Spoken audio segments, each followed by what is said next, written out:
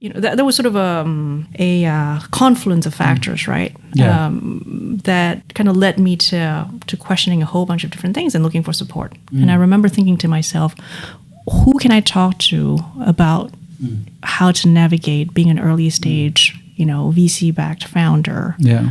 Who's also a new mom, who's also an older mom, whose husband is also an entrepreneur. Like, how do I navigate all these different things? Yeah. And I went looking around for people who may have gone through something similar just to get their thoughts. And it was shocking how few people there are that I could have this conversation with. Right. I mean, shocking. I found one in the end. One woman. Welcome to the MHV podcast. We speak with leading founders, VCs, and operators on their journey in Southeast Asia. Learn more at www.monkshill.com.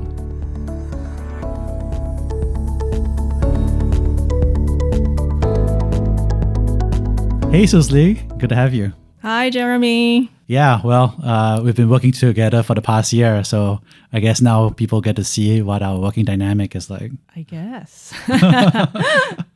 So, Susli, we're here just to kind of like chat about your life, right? And you've had quite an interesting life for sure.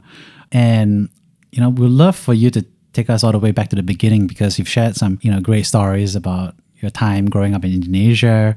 And so I'd love to hear what was it like growing up. Yeah. Wow. We could spend a lot of time talking about that. So just a little bit of history, I guess. I was born and raised in Jakarta.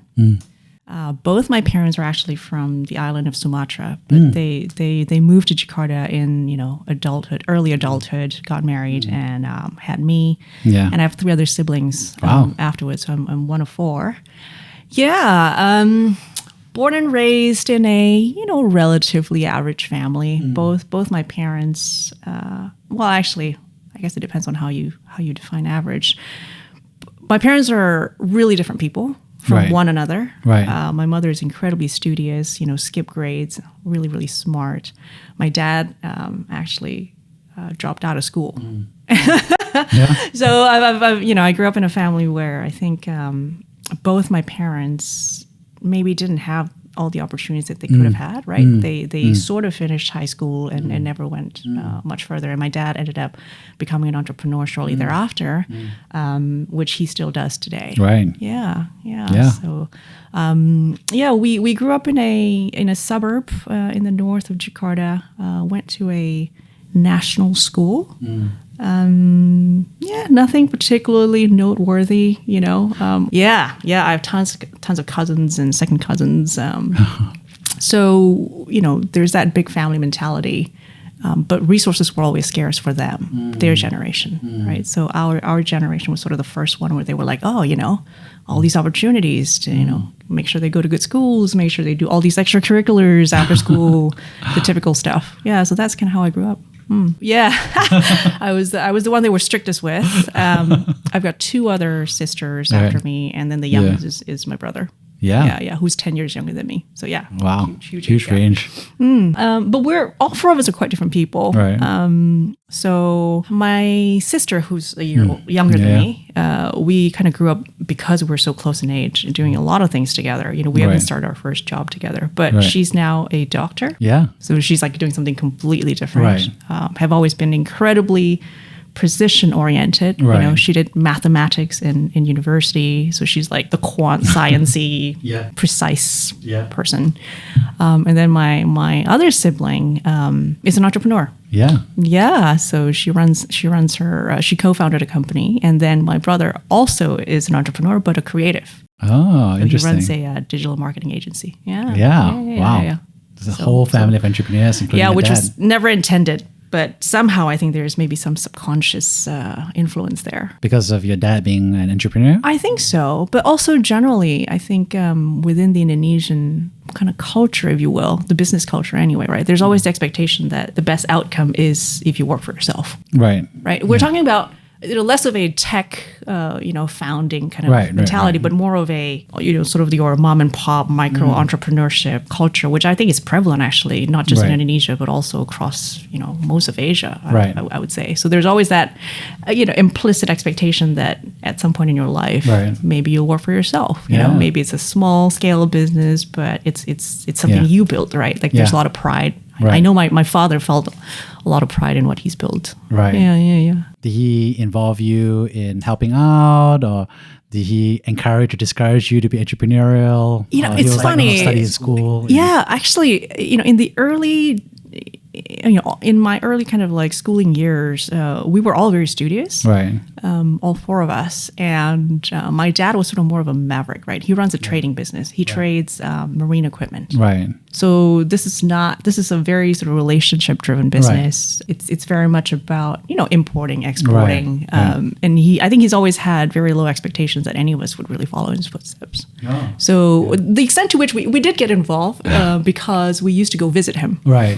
Yeah. Yeah. I used to go, ride with my dad in his car and then go visit him and then just look at, this is really boring stuff, right? This is like huge ropes of different sizes. Yeah. This is like tons and tons of like anchors and like bolts. Like we're not talking small bolts, right? These are for large ships. Yeah.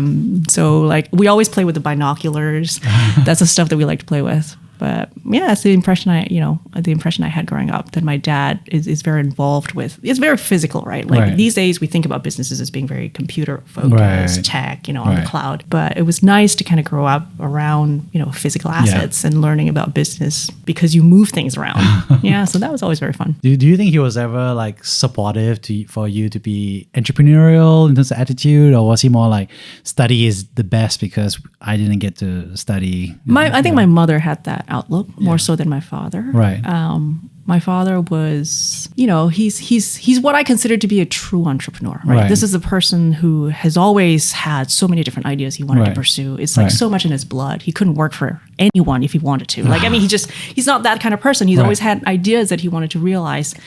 Whereas my mother was very much like stability, make sure that that you take advantage of all the opportunities that you have, make sure you get educated because that's the way out of, that's the way to get access to more opportunities. So there was always that a little bit of a tension between the two because again, like they're two very, very different people. Right. And I think that in the early days, all of us were sort of, went down that known path. Right. Of getting a career, of, studying, doing well, getting a job, working for other people, going up the corporate ladder. All four of us did some version of that. And it was only later on in life that we were like, oh, maybe there are opportunities to do something else. Maybe we want to, try something different. Right. Yeah. And there you are, like you said, contrasting, your mom versus your dad, right? So you were also doing that and the study dynamic that was going on. Yeah. What was that like? I think we were quite lucky that all four of us did relatively well in school and had opportunities that perhaps our peers didn't have, right? Back when I was growing up in Jakarta, you could not attend international schools unless you have a non-Indonesian passport. And so we went through the local system, right? The local education system, which was in Bahasa. Although later on we went to a national plus school in secondary school where you get a little bit more exposure to English, but everything primarily is in Bahasa, and you follow the national kind of examination system, and then you do English maybe a few hours, kind of a week sort of thing. But we all all four of us kind of did relatively well. To my mom's credit, she put us through a lot of, lot of like extra, tuition, etc. And we ended up all going to really good schools, right? I went, my sister and I, the sister right after, closest in age with me, two of us went to Yale. And it was so funny when we got that, when we heard about that. Because my parents didn't know what Yale was. Yeah. Right? Like they were like, oh, is it the Lock brand? You remember the Yale Lock brand? And they were like, oh, what are those? And so there was very little expectation, I think, thankfully, set by my parents while we were growing up to necessarily achieve certain like there were no expectations Right. beyond just, doing well, right? Right. Like, doing well in school.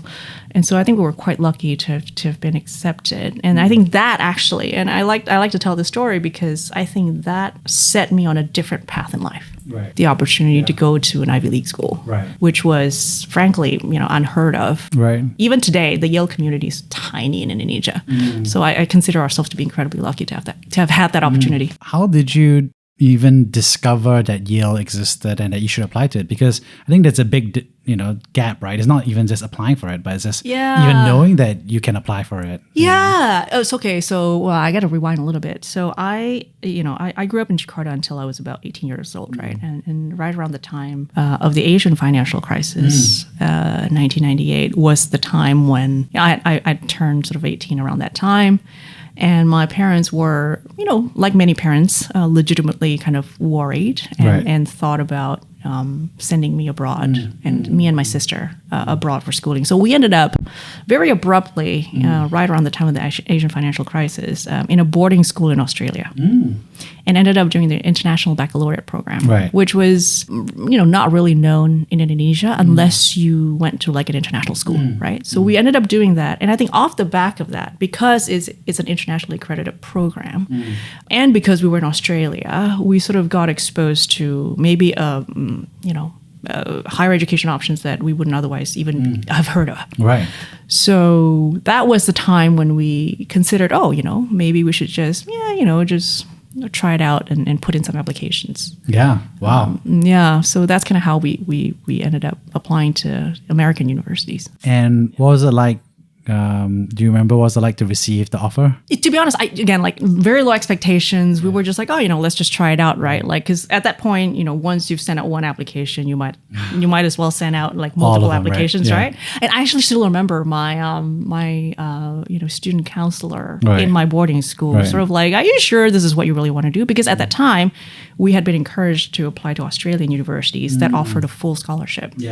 And we were like, well, let's just try it out, right? And the only thing you had to do, actually it was a lot of heavy lifting, right? You have to do SAT, and then you have to like fill out all these application forms, and then you have to like write a bunch of college essays. But, we were nerdy kids, so it's not like we had anything else to do. And so my sister and I both decided to do it. And so when we found out, we were ecstatic.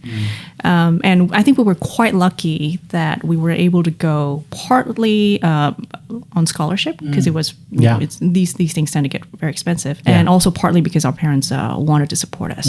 Right. So my sister and I actually got accepted at the same time. Wow. So it was like two kids going at the same time. And my parents were like, wow, okay, I guess you guys should go. And so, they were quite happy for us. And I remember actually, funnily enough, our hometown, had like this hometown newspaper that wrote an article about us. Oh yeah, I can imagine. About the two of us. I think my mother still had a clipping of it somewhere. I'd love to see that clipping actually. That'd be so fun oh my to God. see. I remember, wearing something super nerdy. So one day I'll dig it out. So she was, they were both incredibly proud, right? Especially my mother, because she had always felt that she would have wanted to continue her studies if there had been an opportunity. It just wasn't available for her. Right. So it was a dream come true for her. Yeah. So both of us, my sister and I, felt like we kind of owe it to her to live vicariously, right? Yeah. And realize her dream for her. Yeah. Yeah. Just really being the first people in the family, first generation college student. That's right. For university. Yeah. And what was it like, going to Yale? I mean, because there's also, a lot of change, right? Because now you're in Indonesia, then you suddenly go to Australia, and then now you're in the States. And Yale is quite different from, the US and the East Coast is quite different from Indonesia. It is. I mean, it helps that we'd been kind of in boarding school for about a year and a half before that.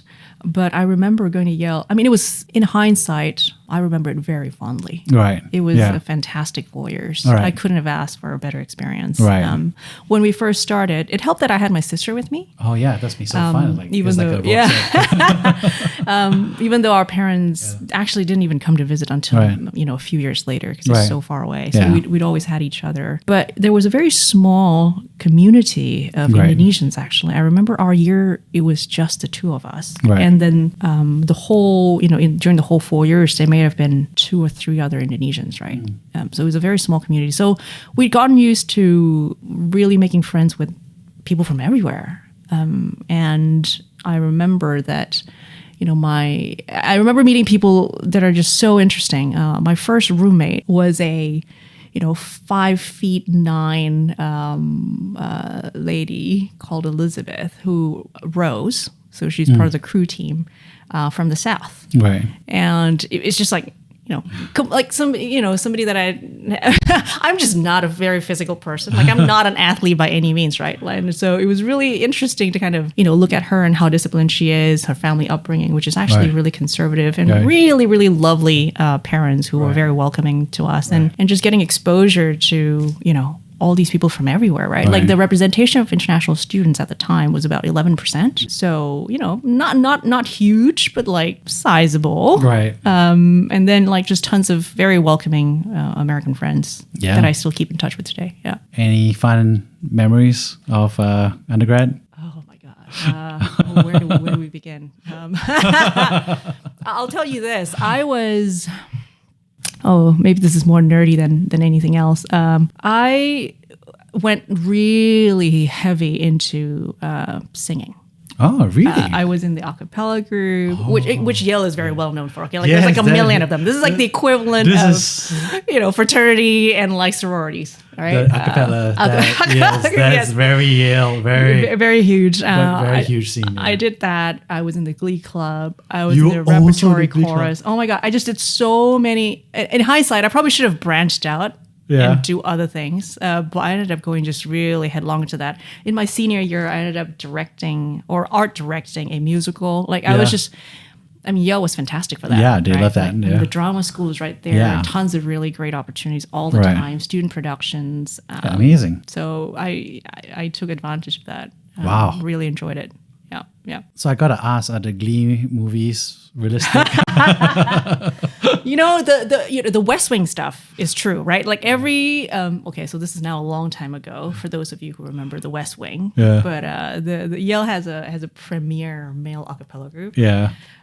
Called the Whiff and Poofs, who's been around for like apparently 100 years, or whatever, something ridiculous like that. And they would always, like the actual group would perform on West Wing every now and then. Right. And so that's real. The Glee Club, the Glee staff is sort of partially kind of real. I mean, that's more high schoolsy than it is college, where we do get featured, what's that TV show called? Gilmore Girls. Gilmore Girls. Yeah. So there's a little bit of that happening as well. But I remember Yale incredibly fondly. Yeah. I had to miss our 15-year reunion just due to COVID. But I went for a 10-year, and it was just, it's just every chance I get, I love going back. Yeah. So do you still sing today? Not in the last. Okay. So I tried to throughout my early career. In fact, I joined. I conducted actually. Yeah. I conducted in our a cappella group as well. Oh yeah, I'm divulging way too much now. I used to sing for a group. This was 10 odd years ago now. And we do less a cappella, although it is a non-instrument, but sort of less kind of like the small knit group, but like a larger group.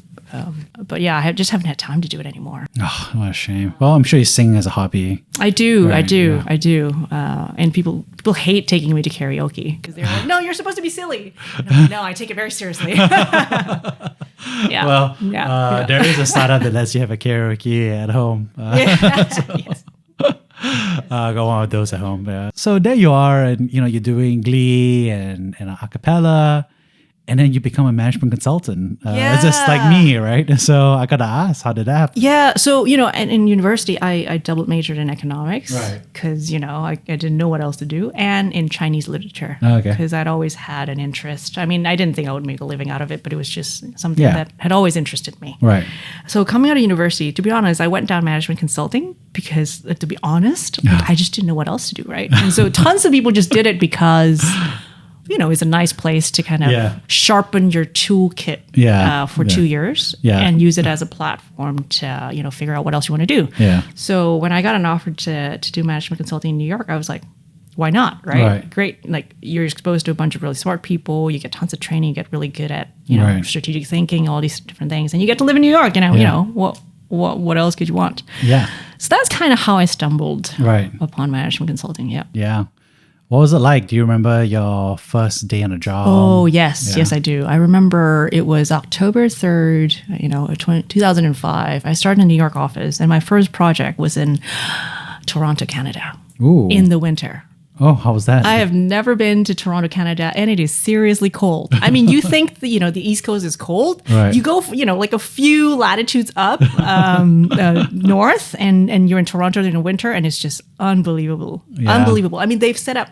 I mean, I really like Toronto, but going there in the winter is really quite a challenge. They've set up this labyrinth of underground passageways because people just don't want to go up. Like they don't want to, they don't want to be walking down the street.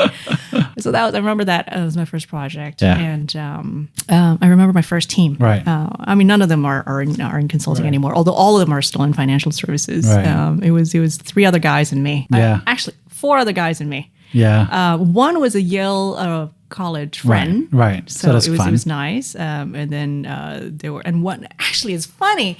Well, our project manager is a Yale PhD. Yeah. And then my 2 other consultant teammates are both from Harvard. So it was an interesting dynamic. Yes, to say the least. I know that's not a normal composition, but that ended up being my first project. Were you scared, stressed? Just like or were you excited since that was your first job? Yeah. Wow, that was so long ago that it's hard to.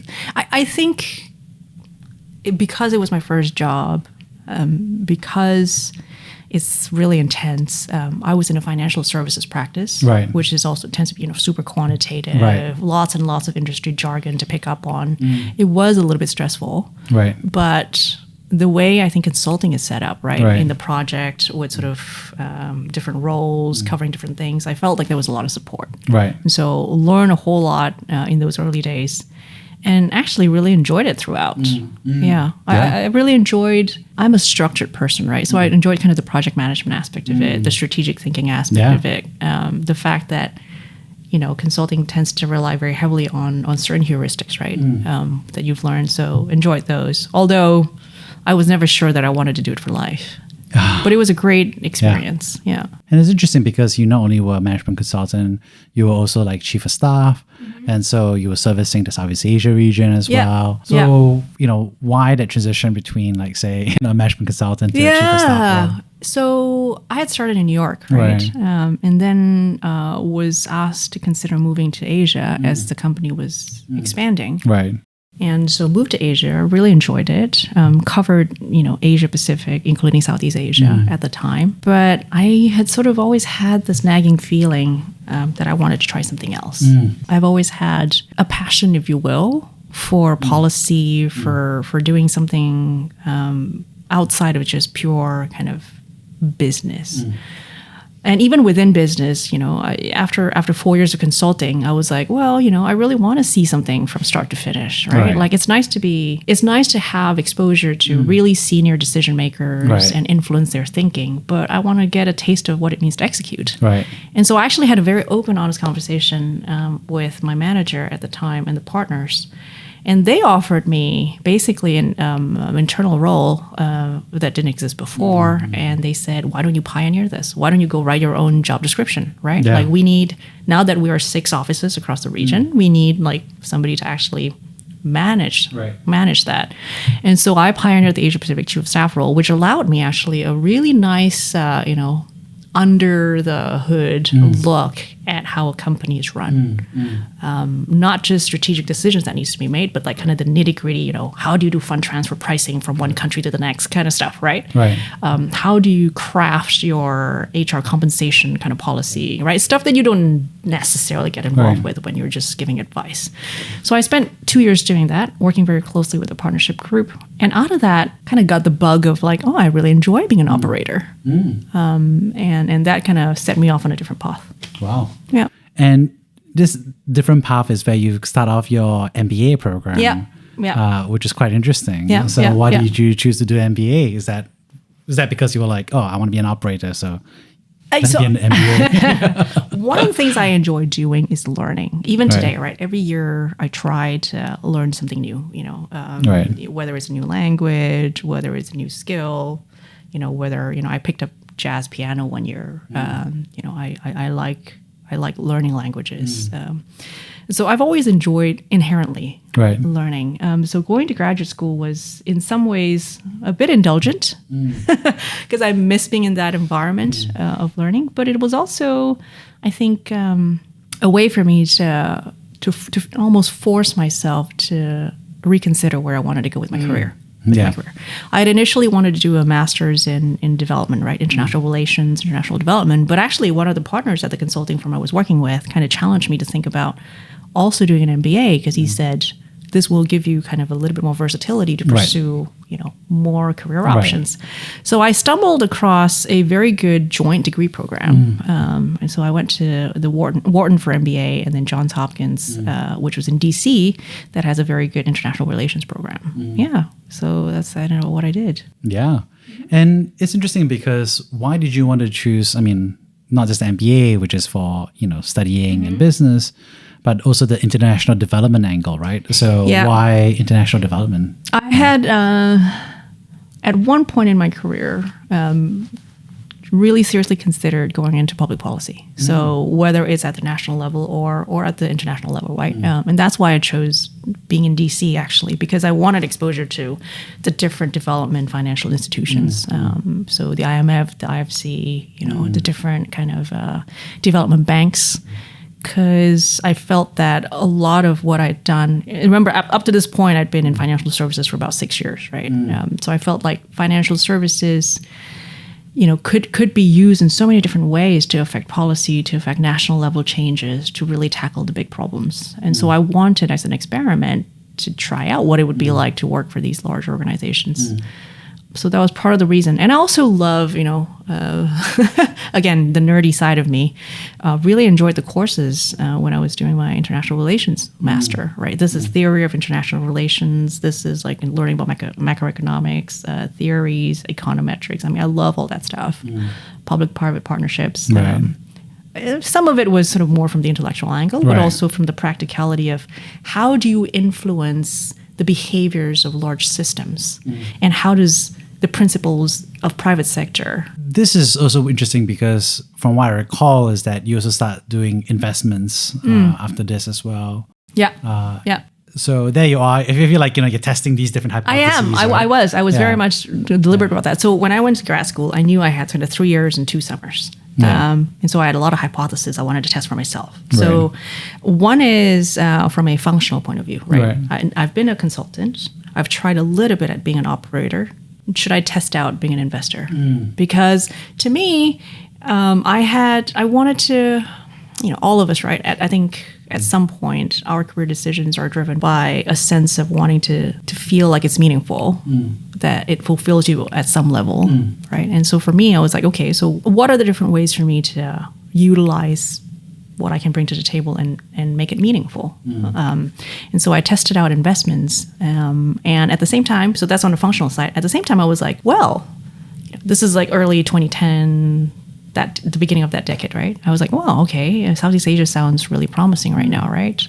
Indonesia in particular, where I'm from, where I feel the most affinity to, had gone through kind of a series of economic and political transformations, if you will, and I felt that there was a window of opportunity to do something. So combining those two, I ended up spending my 2 summers working in investment in Indonesia. Right.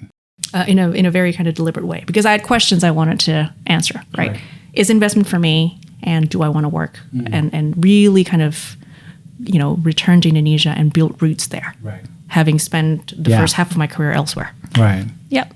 And so you proved out that you wanted to be back in Southeast Asia. Yes. And what's interesting is that instead of going on, you decided to become a founder instead. Yes. So that's yes. the interesting part. So yeah, there's a bit of story there too. So much as I enjoyed the investment journey there, because it gave me exposure to so many different projects and personalities and like industries, etc. I ended up through the course of those 2 summers meeting entrepreneurs.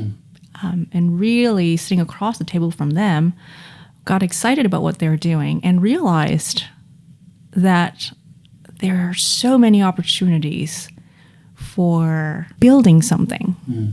And that, what's missing really isn't capital per se, but it was really good companies to invest in. Right. So that got me thinking. That sort of planted a seed in me. And then, over the next year and a half or so, I ended up becoming increasingly fixated with a particular problem, which sort of launched my entrepreneurial journey. And that problem is, looking back now, that problem has always existed in my mind, right? But it just didn't materialize until that point in time, which was access to education. This has been such a theme in my own life. Right. Even when I was at Yale, my reflection at the time has always been that Indonesia was incredibly underrepresented. I look at China, I look at India, I look at Brazil, right? From a population standpoint, Indonesia is the fourth after China, India, and the US, but nowhere near the same level of representation. And this pattern is repeated when you go look at Indonesia in the international stage.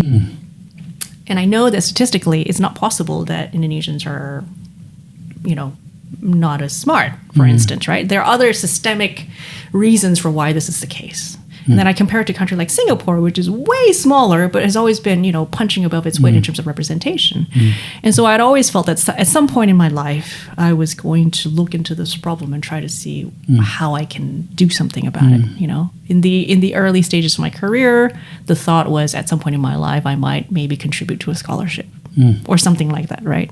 More as like something I do on the side rather than the focus of my career. But then, at one point I started thinking, well, if I care about this problem, is there something that I can do and spend my career trying to solve this problem? Right. And that started me off thinking about how can I best help with the problem of access to higher education. And because of my background in finance, there was very natural sort of like, okay, well, education financing. Right.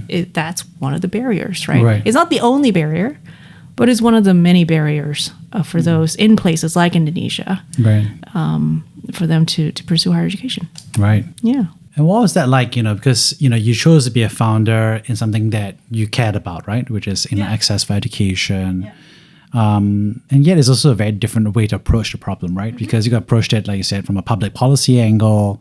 You could approach it from a financing and investment angle. Yeah. And you chose to be more of a founder. So what was that decision? Yeah. I think process you're like? right. Yeah. It's a multifaceted problem, right? You can tackle it from an education delivery point of view, quality of those who provide the education, curriculum point of view, policy, and financing. For me, I landed on financing for two reasons. One is what I can actually do, right? I'm not qualified to tackle the delivery problem, right?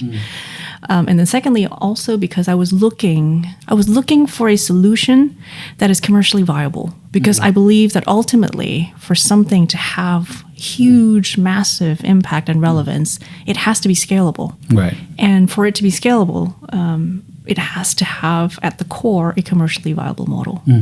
And that kind of brought me to the idea of creating, an education financing company. Education financing as a concept has worked in many different parts of the world, in many different forms, right? Like with or without government involvement, et cetera. There are many ways to try and package it. The question is, how do you customize and adapt it such that it works in the local context, whether it's Indonesia, the Philippines, whichever market it is, right? Because the dynamics are different. And you'll see that across a lot of the emerging markets, which is still true today, there is no government program when it comes to, affordably paying for education, right? We can talk at length about that. That's probably a topic for a separate podcast. But I basically became convinced. And actually, I actually worked for the Asian Development Bank and the World Bank first to try and solve this problem. Right. I spent, on and off 18 months trying to do that with large organizations, attacking it from a policy angle. Yeah. But then ended up basically concluding that the easiest way to get started oftentimes is to do it yourself, do it quickly, experiment, and fail quickly. Right. And that's what I ended up doing. And what was it like? Because, when you've started that process, you're also very early on the Indonesia startup scene as well. So it was very much nascent at the time. Yes, so what was it like? Yeah. This was 2015, 2016, right? For those of you who are more clued in the fintech world, at the time the government didn't know what to do with it. There's a whole slew of fintech companies coming on board. We were one of the first people to kind of be part of that Indonesian regulatory sandbox for fintech, right? Incredibly nascent, yet at the same time it was bubbling up, Right. right? You would recall that the Gojeks and Grabs of the world had started maybe a few years earlier, and that's really starting to gain a bit of traction. So yeah, I think for us it was just, for me and my co-founder Naga, it was just more driven by there was a window of opportunity, there was a real need for a solution, Right. and why not us? Right. And so we just sort of went into it. Yeah. Yeah. That's amazing. Yeah. And what's interesting is, there you are, you're building, and I remember you telling me about how you ended up becoming the first female founder from Indonesia in YC. Yes. So, and obviously everybody loves YC, the brand, the Y Combinator. Yeah, well, what was it like? Yeah. To be honest, right, we thought getting into Y Combinator would help us attract talent. Yeah, but at the time, most people we spoke to didn't know about Y Combinator. That has really changed, even just in the last 3-4 years. Yeah. But at the time, we didn't get that much lift from YC as much as you thought we would. So to put it in context, right, there hasn't been many Indonesian companies at all that have gone into YC, male or female, right? We were maybe like the third company from Indonesia to have ever been. And that's really more a function of sort of, how many international companies apply to YC to begin with, right? Which is super accelerated in the last few years. I think the latest batch, the current batch at YC right now have like at least 17 companies coming from Southeast Asia, right? So that's just grown immensely. Right. I think for me, YC had always been something that, to be honest, at the time was a question mark for us whether or not we should do it, because my co-founder and I were building, a non-US business Right. for a non-US client base. Right. And we had asked ourselves, well, is this a relevant program to go Right. through or not? But at the same time, one of the earliest batches of YC founders were actually college classmates of mine. And so, I kind of felt like, okay, maybe there is something here, right? Maybe there's something that can be learned here. Maybe the rigor that YC would force us to go through for the 3 months in the program would actually make us a better company. Right. I mean, because the truth is we didn't know what we were doing, right? Like we're first time founders. So we decided to take the opportunity and spend 3 months in Mountain View, California, back when you can still do these things, and had a really great time. Yeah. Right, because the orientation at YC is very much about the users. Right. It is about building something that people want, Right. and that user-centric discipline, I think, is just incredibly focusing. Right. Yeah, which is what we needed at the time. Right. Yeah. And what was it like? I mean, obviously being there, did you feel like it was like fun? Was it scary? What was it? It was. Because I know everyone's rushing towards that demo day as well. Yes. So everyone's hustling. Yes, everyone's hustling for sure. Yeah. so- but actually, it was incredibly. What's the best way to describe it? I mean, back then, our batch is a lot smaller than the current batches, right? But even then, it was still quite large. It was like 120 something companies, Yeah. and so plus or minus 200 to 300 founders, right? So I wouldn't claim that I knew everybody, but the spirit of it was very. It almost brought me back to sort of my college days, right? Right. Like it was sort of very. Everybody was trying to be helpful Right. to each other. We didn't necessarily see each other as competition, right? Right. People were freely sharing about things, and I think YC fosters that mentality. So it felt more fun than anything else, right? You were Right. there to learn. You could ask stupid questions. These are people who are very pragmatic. You have access to unbelievable resources, right? Right. People who have founded and exited companies, people who've seen like a million iteration of whatever it is that we're building. We were building a student loan company, Right. right? Which has various iterations in the US, and so for us it was both great for learning, incredibly fun. It was great to see other founders and have really honest conversations with them. Some of the things that we tackled during the program was hard stuff like founder dynamics, or like having hard conversations, right, with your early hires, with your early angels, whatever it is. And so I super enjoyed it. And people would always ask me, would you do it again? I said, yeah, definitely, I would do it again. Yeah. And as the first Indonesian, female founder, and of course, I'm pretty sure there was very little Southeast Asia representation back then as well. So how do you feel like, being the, I guess, minority of minorities? Yeah. YC? I might have been the only female founder from Southeast Asia in my batch, I think. just to kind of contextualize, Right, right? yeah. In my batch, and this might be different from other batches. In my batch, there was about 27% women, and 14% only 14% female-founded businesses, right? Where the founding team are all women. Oh, okay. Got it. Yeah. So I'm part of the 27, right? Because my Right. co-founder is a guy. But even then, right, that number is relatively low.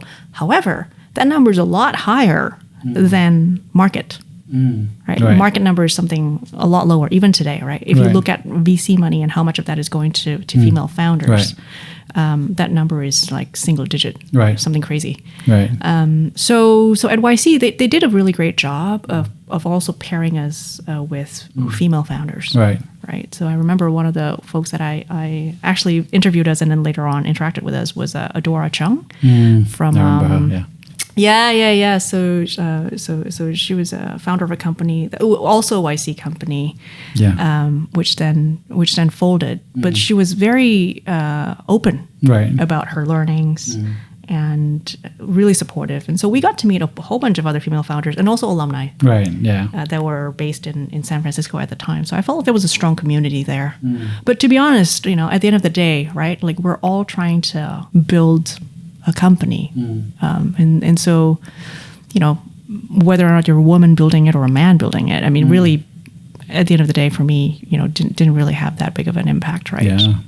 There's nothing that makes you more or less of a founder Right. just because of your gender. Right. Yeah. Of course. Yeah. And what's interesting is that you're at this point in time bringing a lot of different experiences, right? Obviously, experience as a consultant, as an investor, and an operator, and now you just really focus on founding and building and scaling the business.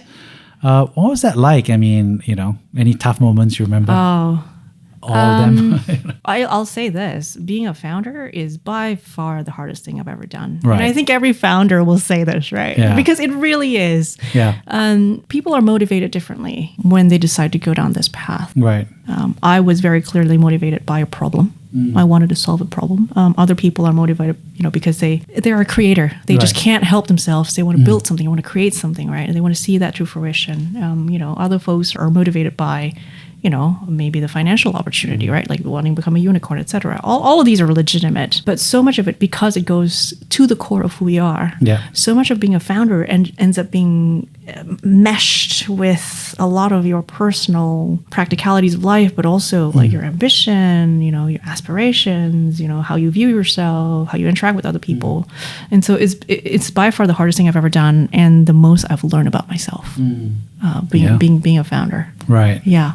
I joke about how your relationship with your co-founder, for instance, right? It is incredibly intense. I think for most people who have that co-founding relationship would know. And through that, you learn so much about yourself. You learn to be honest about who you are, what you want, what are the things you are optimizing for, what are the things you will not compromise on. These are things that you eventually, have to kind of acknowledge about yourself, right? Yeah. Tough. I agree with you. I think being a founder is the toughest job I've ever done as well. But can be incredibly rewarding, right? Yes, very rewarding. And also the toughest for sure. And what's interesting, of course, is that, ErudiFi has gone from strength to strength. And, what's interesting is that you two also raised venture capital, right, over the years. Yes. So tell us more about what was it like to be raising venture capital as a founder. Yeah. One thing I like to, whenever I talk to founders these days, one question that is at the forefront that I feel like every founder should ask is, do I want to build a venture backable business? Right. Because I think, taking VC money sets your company in a very different trajectory in terms of the expectations, the lifestyle, the pace, the goals and targets you set yourself. All of that, kind of have implications on almost every part of how you build your business and how you live your life, right?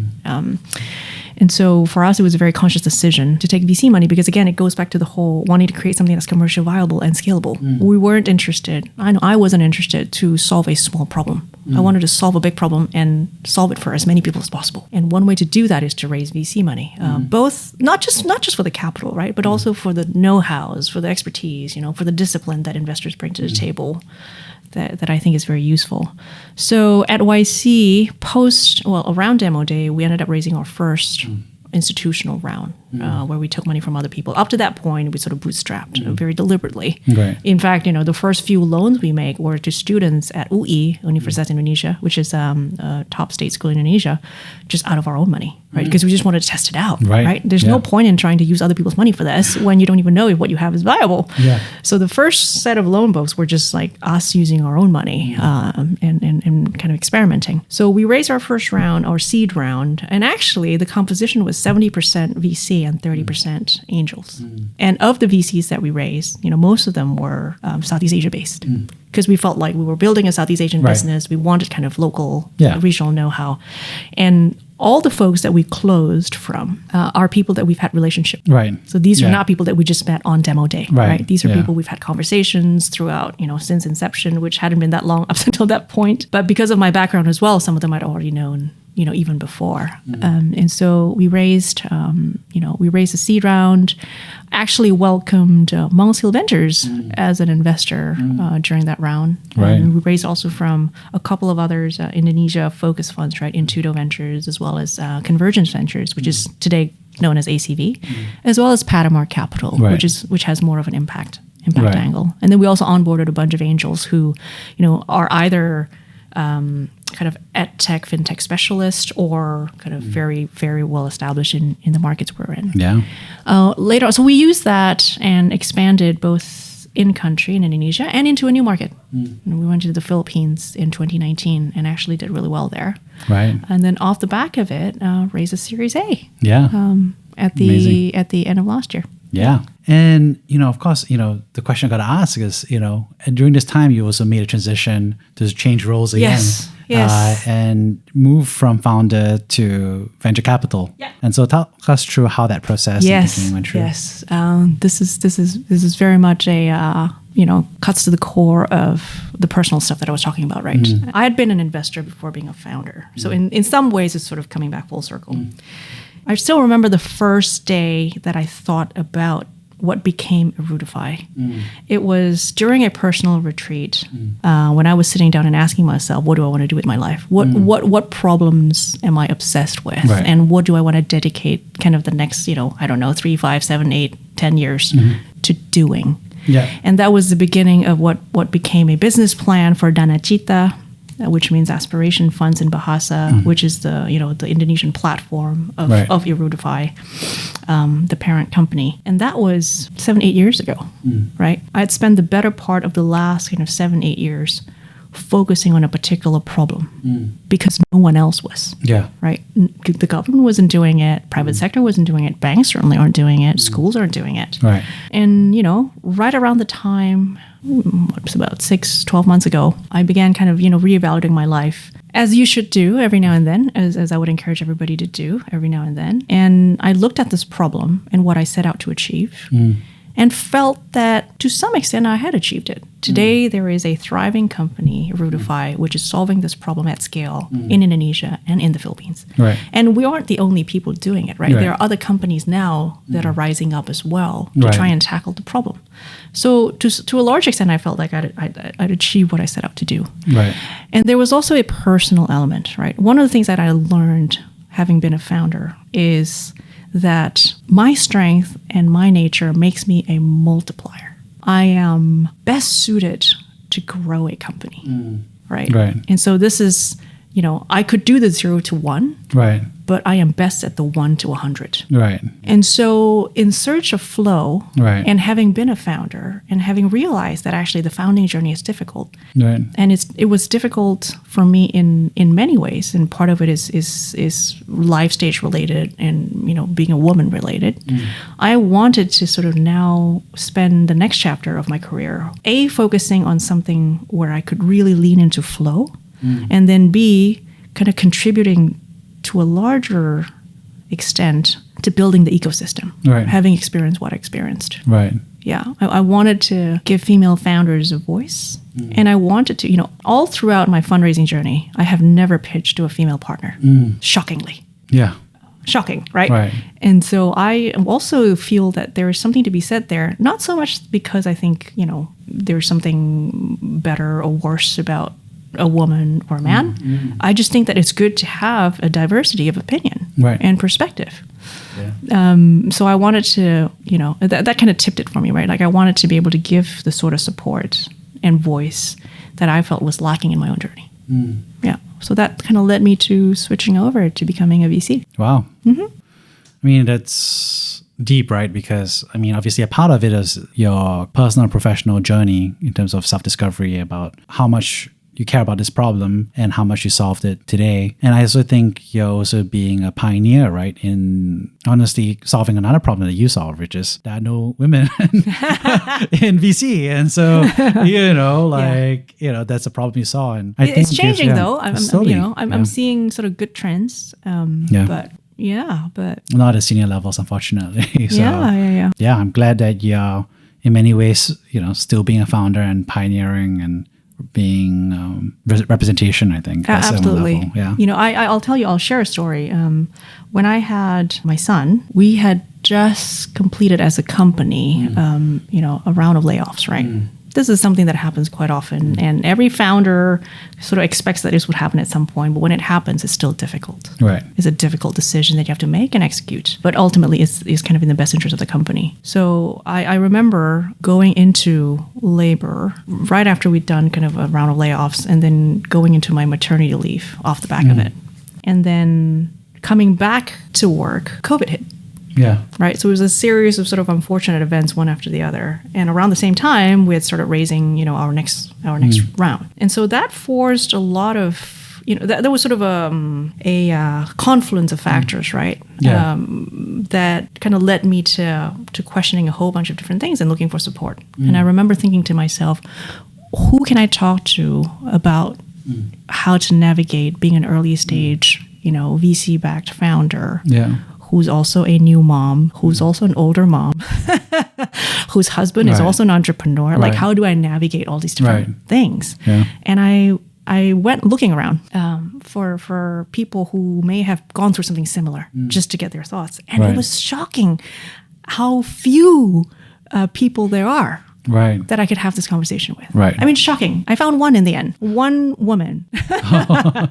and I've always been, I think, incredibly lucky in my own founding journey that I've never felt like it was a problem in any way for me being a woman, right? Like fundraising, I've always felt that, I could do it as well as any other person. Right. Recruiting, managing the business, being taken seriously, all that stuff was never an issue. But there is something to be said about some of the things that you go through in life and, the ability to talk to somebody who's been through something similar.